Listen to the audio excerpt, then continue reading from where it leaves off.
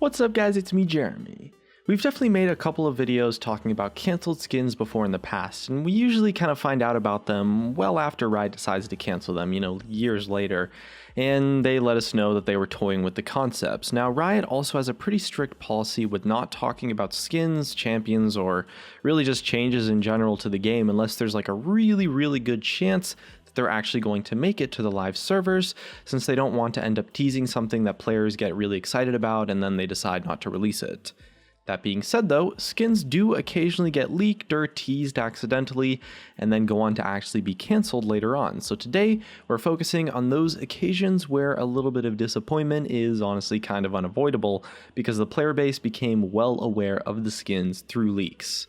And if you guys enjoy the video, definitely hit that like button, and if you don't enjoy the video, feel free to hit the dislike button as well, because if this video hits, let's say 4,000 ratings, then we'll see if we can maybe find another list of cancelled skins and make another episode in the future of this idea. Either way though, let's begin. So our first skin for the day was one that we found out about from a post that was written way back in 2010 actually, so it is very safe to say that it's been cancelled. So Riot Ezreal was replying to a post suggesting Hextech Kogmaw, and he said that Riot had actually tested Hextech skins on a ton of different champions, including Kogmaw of course, and we don't actually know what the skin looked like since Riot does try to prevent leaks of potential skins, really just in case they maybe cancel a skin and people end up getting disappointed. But the original comment from Vudan shared some really cool ideas of what Hextech Kogmaw might have looked like actually. For example, his glowing eyes, and he has like a big gun barrel in his mouth and firing bullets instead of acid. Vudan also suggested maybe oil instead of ooze and making him kind of like this big awesome cannon minion almost. This definitely might not work for a Kogmaw skin anymore, or a Hextech Kogmaw skin that is, since Battlecast Kogmaw pretty much covers all of the ideas that Vudan suggested, only Kogmaw was metal and ominous like the rest of the Battlecast skins, rather than having much more of like a Hextech aesthetic. Still though, there's definitely a ton of similarities between Battlecast Kogmaw and what Vudan originally suggested for Hextech Kogmaw back in 2010, so maybe Riot actually did like his ideas and that's what inspired Battlecast Kogmaw. Hextech skins though, the Hextech line of skins, haven't really been explored all that much though, to be honest, so it definitely would be really awesome if Riot revisited them in the future. Maybe not for Kogmaw since he has Battlecast, but there's definitely a lot of other champions that could use some more love, and the Hextech line or the Hextech theme of skins is one that I always thought was pretty interesting and just honestly pretty cool. So who knows, maybe we'll see it coming later in Season 7. Next up was a Diana skin that actually was unnamed, so we don't actually know what this Diana skin was called, that Riot Iron Stylist teased on the League of Legends boards, saying that Diana's next skin was going to skirt the border between being classy, sexy, and a little bit of creepy. And it's kind of hard to imagine what it would be like from what is pretty honest, pretty vague info. But about 3 months later, Iron Stylist was asked about the skin that he was talking about and how it was coming along, and apparently the concept actually had been completed, but the skin ended up being scrapped because an upcoming event had a spot for a Diana skin, and essentially just took priority over what had been made before. Iron Stylist did say that it was actually reconcepting the skin as he was typing that update, and the new Diana skin in question was released a month later, which of course turned out to be Lunar Goddess Diana. So even though we don't know what that original Diana skin concept looked like, we can assume that Lunar Goddess Diana was essentially a rework of that original skin, so they might have had clear similarities and maybe just a different appearance in the overall theme. Lunar Goddess Diana is definitely super classy and a little bit of sexy as well, but it is kind of lacking that creepiness that it was originally meant to have. So it's pretty likely that the skin maybe didn't change all that much, but just kind of swapped to like a more flowery bloom theme over maybe a more haunting or dark sort of creepy theme that it originally had before. Now our next cancelled skin was actually meant to be a skin for Leona, where she would essentially be wearing the ancient armor of the Solar that you can see in Diana's teaser video. Since Diana essentially discovered her own relic armor, the idea was that they'd have a piece about Leona discovering her relic armor, and the lore even allowed it, and it worked really well because technically in the lore it was stated that only the swords and shields of Leona were passed down between the generations, so she has a lot of room for new armor in the actual canon, really. And that meant that it would have made a lot of sense, for Leona to discover a new armor from elsewhere, and having skins that are canon in the lore is a really awesome angle that Riot hasn't entirely explored all that much before. And it was something the writers were really excited about because it just works so well in terms of the story.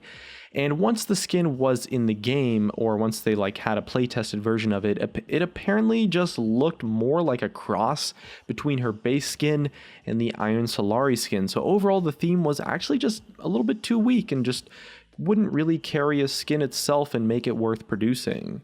Riot didn't entirely give up on the idea of a Leona lore skin though. Straight away though, after a bit of discussion, they thought that maybe they could make it a legendary skin. That way they could make it a lot different from her other skins because it could just have so much more improvements to actually set it apart. And Riot's idea was that they could kind of just tie it into her background by making it fit without the lore, but then they would also make sure that, the skin was just super damn awesome so that the players who didn't really care about that kind of stuff still would like the skin enough to buy it. However, it ended up not getting developed, unfortunately, but it might be open to exploration later on. It's unlikely that we'll ever see another legendary Leona skin that ties into her lore though. I mean, that spot was honestly kind of taken up with the release of Project Leona a few years down the line. Fans of the lore, I gotta say, might be disappointed with that news though, since the leak got them really excited to see what Riot would come up with, but it turns out that it just kind of flopped. Next up, we're taking a look at a skin that was originally going to be for Urgot, if you guys even remember what that champion is. So Riot Iron Stylist said Urgot had a skin in development back in 2013, but at the time he was a little bit shambly, which is the word they used to describe it, and Riot were having to mess around with his rig to try to make the skin actually work as far as the animations go, because I guess he just had too much spaghetti code behind his animations. And since it's actually been 3 years now and no show of the skin, that probably means that the skin has been cancelled by now. But it's actually worth keeping in mind that Riot has also been trying to rework Urgot for about 3 years now anyway, which might mean that the skin has kind of just been placed on hold while Riot figure out their new direction and new model for Urgot, so that they can apply the skin's theme to that new Urgot instead of trying to make it work for the current Urgot and then having to change it all over again down the line.